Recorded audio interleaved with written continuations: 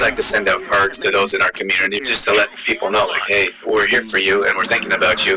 And that small gesture could mean a world of difference to people. And I think that makes a big difference in many people's lives by just reaching out to someone, be like, hey, how you doing? Or how are things going?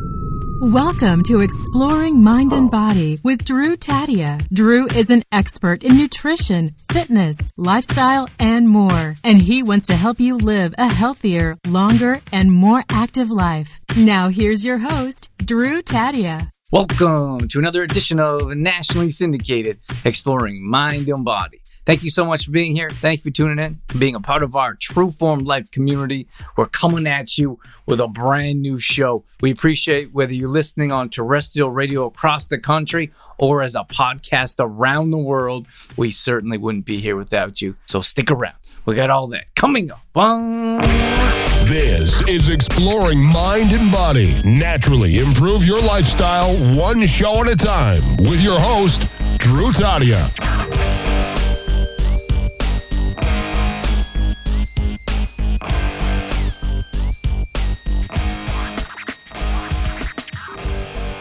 Hey, good morning, everyone. So Tammy and I, we've connected through social media. We have a lot of similar views, and Tammy's been super supportive. I enjoyed our conversations, but I think it's fair to say I don't know Tammy that well, and we haven't really hung out or we haven't had lunch or hung out together. I don't know if I'm gonna explain that very well, but Tammy was talking about making this cabbage rolls, and I was like, oh, we haven't had cabbage rolls this year, and she's like, okay, I'll make you some. And I was like, well, and it's always difficult when someone's going to offer you something or someone invites you over and you're like, well, but I don't eat, there's a few things that we don't eat. We don't eat pork, we don't really eat red meat. People say things. People say things often that they don't really mean. And I don't mean that because I don't know Tammy well enough to know if she's obviously not a person that says things and doesn't do things.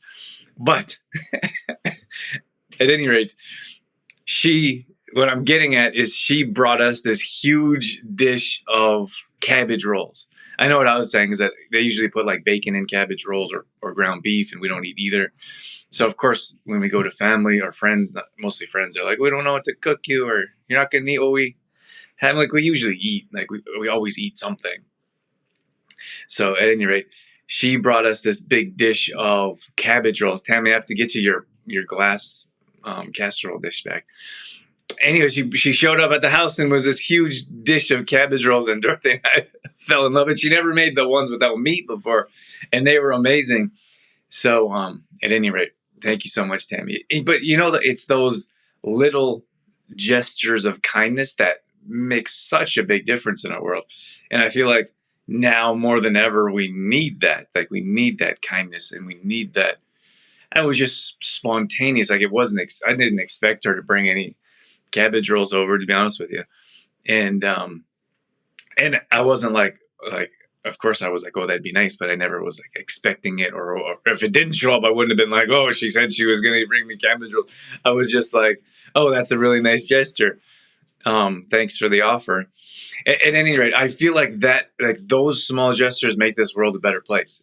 And I feel like we need that more than ever. We need these small things that make a world of difference in our world. Gosh, there's so many things going on. People are struggling more than ever. And of course, most of us heard what we heard recently. And there's families and kids, there's so much struggle right now. And I feel like if we were to go out of our way just to do something small, and I'm not saying making someone a big dish of food and you have to pay for the food and then it's your time.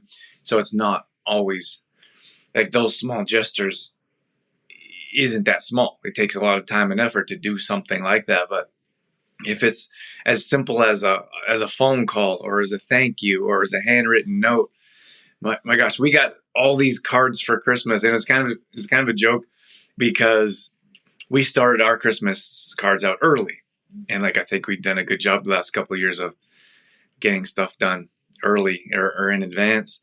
And I put this string up from the ceiling. It was almost from the ceiling, and we strung it down to the ground. And when we first started getting these Christmas cards, we put them up on clothespins, and it's kind of like artistic a little bit. I think it looks really nice, very Christmassy. And we had like 2 or 3 cards out there in the beginning of December, I think. So we were kind of joking, like, we're not getting any cards, or no one's going to give us any cards this year. But at any rate, we started to fill up this string of cards, the string of cards. We were filling that up, and it got so full, we had to put another string of cards. And so we started another string. We started putting all these cards up there. And then we ran out of 2 strings, like from the roof, and we have a vaulted ceilings, from the roof all the way to the floor with all these cards on either side. And then we ran out of we ran out of the 2 strings. And I guess what I'm saying is that it was so nice. And for us, we know how much time and effort it takes for a simple card. I know it doesn't mean so much to a lot of people, but like our Christmas cards, we design them, and then then you have to order them, and of course you pay for them, and then you stuff them in envelopes, and then you seal them, and then you put a stamp on them. Of course, you have to pay for the stamps, and then we have to print out return addresses, and then you stick it on, right? And I'm not saying every step is well worth it for us to show the people in our lives how much we appreciate them. And I guess what I'm getting at is that we understand, because we did over 200 cards. I think we did 250 cards this year, which is a lot for us. And that time and effort, regardless of if we're paying an employee to do that or if we're doing that ourselves, it takes a lot of time and effort. So, and we understand that. So for someone to think of us and to give us a Christmas card, it really meant a lot. And it's just a small thing that we could get a little card. And of course, if someone's giving out cards, they usually give out a lot of cards, I'm guessing. And it just meant a lot to us, I guess is what I'm trying to get at, is that if someone thought of us during the holidays, whether it's a handwritten card or it's a printed card, it doesn't matter. Whatever it is, they thought of us, they put in the time and effort to give us the cards. And Dorothy and I started looking forward to these cards. So the first week of Christmas, we didn't get any cards. We're like, oh, no one's giving us cards this year. And then the second week of Christmas, we got a few more cards. And then right up the week before Christmas, we got a ton of these cards coming in and the mailbox. So we would go check the mailbox frequently. We're like, I wonder who's giving us a card, or whose card we're getting this today or this week or whatever. So we would go and we would tear open the cards. It was almost like Christmas every day. So it was just really nice. It was a really nice gesture, and it meant a lot to us. And so thank you guys that sent us cards. But that's what I'm getting at, is that it can be very, very simple. It could be a simple card that says happy birthday, or we like to send out cards to those in our community or those that we're connected with if they have a loss of a family member or a birthday or like a sympathy card, whatever it is, just to let people know, like, hey, we're here for you and we're thinking about you. And that small gesture could mean a world of difference to people. And I think that makes a big difference in many people's lives by just reaching out to someone, be like, hey, how you doing? Or how are things going? I remember we were doing these, we used to do these in-person events, and we absolutely love them as a great way to connect with our community, see people in person. Talking to someone is much different than writing to someone or sending a message, or even sending a card. If you get a chance to see someone, I really think that's how we built our business, is for people to see us in person. These lives really help, obviously, but if you could see someone in person, you can look them in the eyes, you could shake their hand or give them a hug. Like, that means so much more than even a phone call, for example. And a phone call is better than an email. So of course it goes down the line, but I remember this one lady, she was newer, and I knew who she was. Like, we know everyone on our social media. We know people that like our posts, that share our posts. We're very connected. And I don't want to say her name because let's call her Sarah. Let's call her Sarah. So I just said, hi. I said, hi, Sarah. Thank you everyone's kind of sitting down and getting ready for the event. And I said, Hi, Sarah. Thanks for joining us. And we hadn't really talked before, but I knew who she was in the community. And she was just like shocked, like blown away. And she's like, oh my gosh, you know my name. And I was like, of course I know your name. We know everybody's name. Like everyone that orders from us, everyone that makes rude comments. we, we know all of them. Like we're not in a place or a position where we have someone like we have a couple workers, a couple part-time workers, and we have that help with shipping, and then we have Nick that does our online stuff. But we're connected to everyone. We know everything that goes on. We're not in the position where we're able to step out and be like, here, handle our business right now. So of course we know people's names and their faces, and we like to, when people order dog treats, so we go look on their page and like, oh, this is the type of dog they have. So we're very connected with our audience. So, but I guess what I'm getting at is just knowing someone's name, or you see someone in the grocery store and you say, hey, what did I say, Sarah? Hey, Sarah, how are you doing? Like that makes so much of a difference in people's lives. And I feel like we're losing that. Like that is continually being lost with like mask coverings and like social distancing. Don't worry, I'm not going to get into politics, but like we're losing that close connection when people walk to the other side of the street. You know, like that started happening when I was in LA when all this craziness started happening, and people would walk to the other side of the street. Same thing. We got in these small towns now, and people seem to be a bit more friendly. More people know you, but they're like walking to the other side of the street now, or like avoiding you in the grocery store. And like we're going in the wrong way, the wrong direction. It's not that connections that we need as human beings. And like we've gone through that, like that isolation and how difficult it is and how challenging people deal with, you know, emotionally or mental health. So making those small gestures, I guess, with the cards and the baking and whatever it is, like Greta, we gave Greta, came back and picked up an order, and she brought us some like a little Christmas card and some granola bars. Like that means the world to us. It really does, just for people to think, like, to step outside their comfort zone maybe, or offer a little extra gift. Like, and I feel like a lot of people would appreciate that if more of us were to go out of our way to make that happen. You know what we really like about our community in Redondo Beach in Los Angeles is a lot of people think it's like New York or like too busy. They think about like traffic and smog, and it's called South Bay, and it's really like a small community. So you go around, and I literally know the homeless people. Like we bring them stuff, like whenever, just randomly, we bring them stuff. We know who the homeless people are around the community. When we go to farmers markets, we know people at the farmers markets. Like, hey, how you been? Or like, haven't seen you for a few months. Like, did you just get back? Like, and we go when there's a strand we often talk about, and it's a bike path. And you see people all the time that, you know, like running, biking, like, hey, how you doing? How are things going? You're still like you're just passing, you know, but but you're still like, hey. So it's that community aspect, that it's like a small town. And I feel like if you're in a big city, I didn't get that feeling in New York. We usually during regular times we go to New York once a year, but never got that feeling in New York. But in Los Angeles, it was quite a bit different. But in these small towns, in these small communities, it's very similar. You know people. I suppose it's similar to what I was talking about with the beach cities communities. That's what they call them, the beach cities in South Bay. And there's three of them that match up. But in the big cities, I don't feel like you get that same connection in most cases. And I grew up in Calgary, obviously a bigger city than a small town. And I feel like having that community, those community and smaller connections really makes a big difference in life in general. But don't get me wrong, there's also challenging things about small towns and their little cliques and the gossip.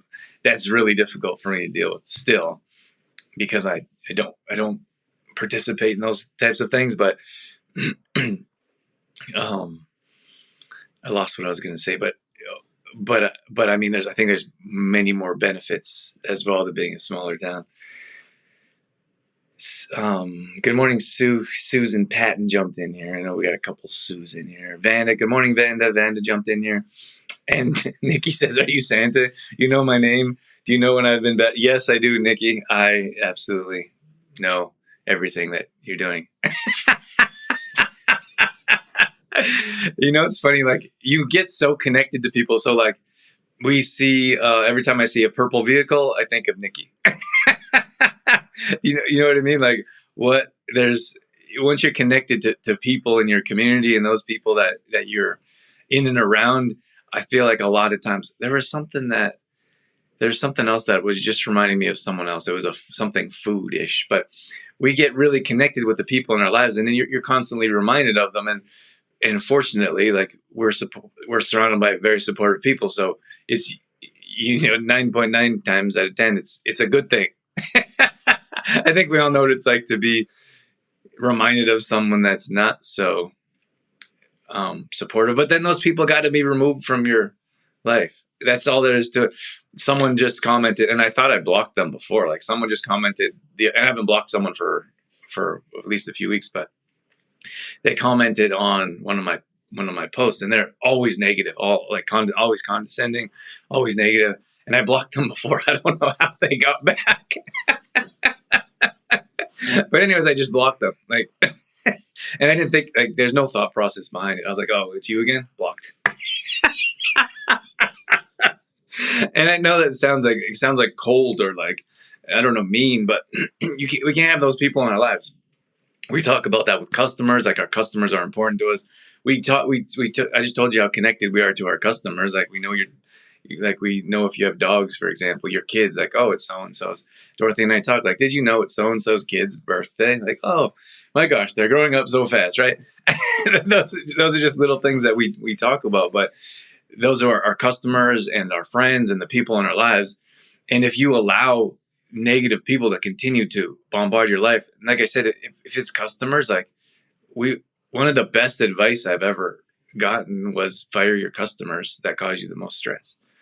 Because here's the thing is, I feel like it's all flowing natural energy. If you have someone that's incredibly negative that comes into your life, they block that flow. It's not nice. It's not enjoyable. And I don't know if it's enjoyable to them. I don't know how it works with those type of people that are incredibly negative and, like, just come into your life to complain or cause issues. I don't know, honestly. And it's always like, I'm like, what did they? I always try to, like, figure out what they're doing, because I'm a thinker. I'm trying to figure. I'm like, are they trying to be annoying? Like, are they always miserable? Do they not like us, or they don't like our products? But then why are they buying them? It's like this whole mind thing that I can't wrap my head around. And I'm just like, if those people, like, those people that come into your life and they only message you when they have a complaint, could be a family member, or when they have an issue. Like, it's some of these people never, like, oh, thank you so much for your support. Thank you so much for bringing great products. Otherwise, we have to use the dollar store ones. Right? So, but those people, you have to, those people that aren't supportive, those people that you have to create separation. But here's the thing is that I feel we're so, like, we want that connection. We want those friendships. We want people in our lives. That's why that show, Friends, like, went crazy. I don't know when that was, in the 90s, mid 90s. I didn't watch it till it was off air, and Dorothy and I actually love it. But that's the connections. We want friends, and we want laughs, and we want that compatibility. Is that the word? But the problem is that we want that so much. We'll take anyone. Like, we'll take the negative, we'll take the angry, we'll take the condescending. And then, but those type of people fill your life up. Like, those are the people that we need to push aside, because you want the positive people in your life. You want to bring more positive people in your life. And I feel like we're stuffed with negativity. There's no room for positivity. So, but if you create that space between yourself and negativity, whether that's a customer, a client, a coworker, a family member, whoever it is, you create that space. And it doesn't have to be like, for me, it's a little bit easier because I don't want any of those people in my life at all. So I'm like, I can get rid of them a bit easier because I've been doing it for years. But if you could, so instead of thinking about, oh, I can't cut out that family member, I can't cut out that friend, they've been with me, like I've known them for 20 years, just create a little bit of space. Maybe they're not the first person you call to go out, or they're not the first person you call to hang out. Whatever it is that you're doing, you create just a little bit of space, and then you create a little bit more space, and you allow some room for positivity to come in your life. And then one positive person comes in your life, and you're like, oh my gosh, this is so nice to have the support. You know what? This is a quote I saw. Be careful who you share good news with. I really like that quote, because there's another quote that says, if your friend isn't happy with your good news, are they really a friend? Like, those aren't the exact verbatim, but very, very similar to those words of like, you have to be careful who you share good news with, because if you're sharing good news with people and they're not happy for you, or they're angry, or they're jealous, or if they're envious, then are they really a friend? Like, because you have to think about the things like when you have exciting things, and I have to do this myself because we have a lot of new and exciting things coming out. Like, we have new products, and we have whatever, we have this and that coming up. And you have to be careful who you share that news with, because people will put you down in an instant. So you're excited and you're like, oh my gosh, this is a good friend of mine, I want to tell him this good news. And then they say something like, oh, and they try to put you down in some way. And you're like, you're hurt and you're shocked. And then you're like, well, who am I going to tell my good news to now? So it's very important to understand like who you surround yourself with is important, who you're able to share your news with. And that makes such a big difference. If you have more positive people in your life you can share that news with. My gosh, sometimes I get like random messages from people that are supportive, which is amazing. Or like, oh my gosh, you reached your goal. Or I've had people like we reached show number 5, 10 years on air, show number 500. I've had like strangers or people I don't really know write in, congratulations, amazing. And then I've had friends or family for like my whole life, or 20 years. They won't say anything, like no congratulations, or they say something like condescending or something negative. And you're like sitting there like, like, why are those people in our lives if they're not going to support you, especially during the best times? Your friends should be there. Like, those people in your life should be there for the best times of your life and for the worst times of your life. And then you know that they'll always be there. The rest is just noise. The rest is just not the noise of like social media noise. The rest is how do you say, icing on the cake? The more I learn, the more I realize how little I know. And what's funny is that I go through these learning stages. Like, I'll go through stages where I just need to learn everything. And that's where I'm in a stage right now. I've got like 3 audiobooks. I've got 2 handbooks, like physical books. And then when I'm looking for something on social media, I'm like trying to learn right now. So I go through this like mass learning stage where I just take in as much information as I possibly can. And then I go through phases where I'm like, no, I can't. One more thing can't fit in my brain. Like, I don't want to learn anything. Don't want to know anything. I just want to get through my day. But right now I'm like, probably because business is a little bit slower. Like, we don't like, we're usually launching products and we have something going on, whatever it is. And we don't have anything going on right now. So my mind isn't on creation, and we don't have tons of orders going out, which is okay. Like, it's always up and down with us. Can never tell if it's going to be a busy time or a slower time. But Christmas just went crazy for us. We sold a ton of those massage guns and a bunch of our other products, which we're super grateful for. So a week downtime, I'm more than happy with. So now I'm like, but I got to do something. Otherwise, what would I do all day? So I'm like, I'm learning. I got to find everything I can, because my learning stage is only limited. It's like the morning time, right? Like, in the morning time, or it's not just the morning time. Like, for me, I'm the most productive in the morning. So I know I have this amount of time from whatever time it is. I have a very extensive morning routine that I've extended for some healing in my, like, personally. But if it's from 5 in the morning till 11, that's my most productive time. And after that, my production slows down a bit, especially in the early afternoon. and then it picks up again later into the evening. But I know I have a limited amount of time. That's all there is to it. Like, we have a limited amount of time for anything, for motivation, for learning, for getting things done. Like, and then that time fills up, and then you're tired, you're exhausted. So, I forgot what I was saying. So I have a limited amount of time to learn as much as I can right now, while I feel like I want to learn. I'm motivated. I'm encouraged to learn all these things. And I want to get in as much as I can, because I know a time is going to come where I'm going to be like, we got to work on a new project, or we got a new product coming out. How are we going to launch? How are we going to price? Like, all that stuff has to be put together. And you only have so much brain power. You have almost only so much energy and time for each thing. So I feel like you got to go full tilt, whatever it is. If you're working, you got to be full tilt working. If you're playing or doing something not associated with work, then you got to play hard, because there's only so much time that you're going to be able to play for before you got to go back to work. So anyways, I was talking about Vanda, and so Vanda said, I wrote a post and I said, throw your candy away, or your candy and your treats and sweets. And then people they don't like to hear that. They don't want to hear you're wasting, or I know people put time and effort to create that stuff, but if it's not very healthy, so I said, throw it away. The best thing you could do is throw it away. You could give it away, but then you probably give it away to someone you don't like very much, because it's detrimental to their health.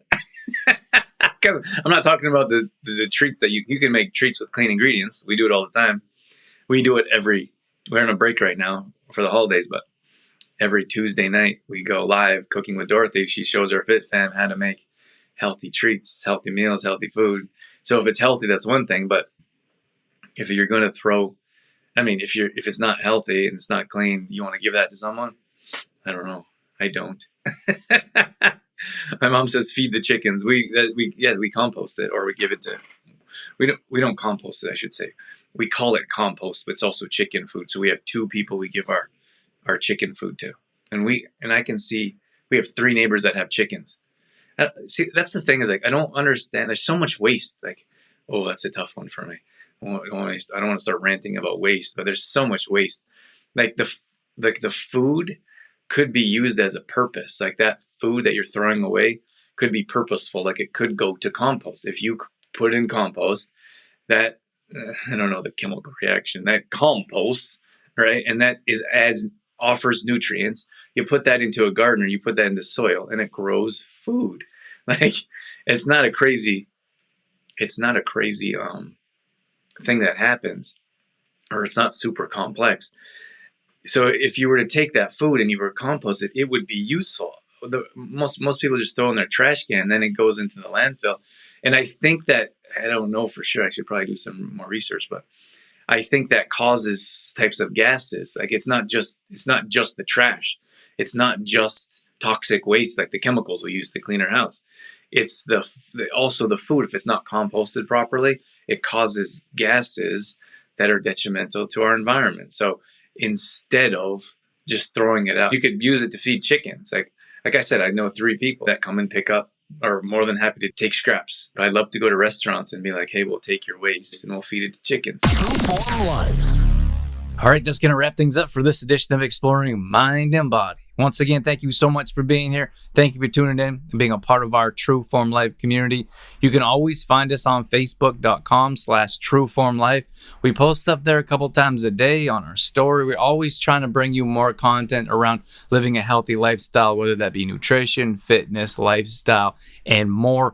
We also have free challenges that we do at least once a month. So if you follow us along there, you'll be able to join maybe a plank challenge or a squat challenge, Tabata challenge, whatever it may be. We'd love to have you join us. We're also on Instagram.com/DrewTadia. Again, we're posting up there a couple times a day along with our story, all dedicated to keeping you fit and healthy and on track. Our main website is TrueFormLife.com.